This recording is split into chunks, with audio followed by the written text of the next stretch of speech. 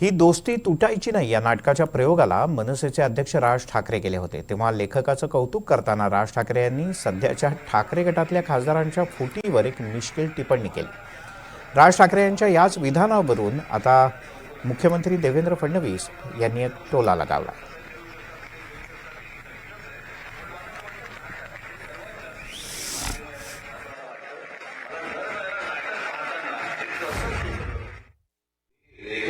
कुठे गेले अप्रतिम लिहिलं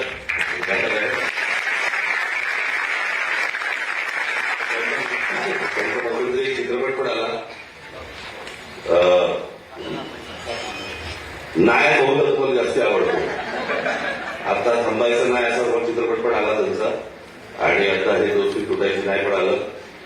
सध्याच्या राजकीय परिस्थितीमध्ये मी आमदार खासदार बघतोय. काही जण अजून आपल्या पक्षाचे प्रामाणिक आहेत, काही नाही.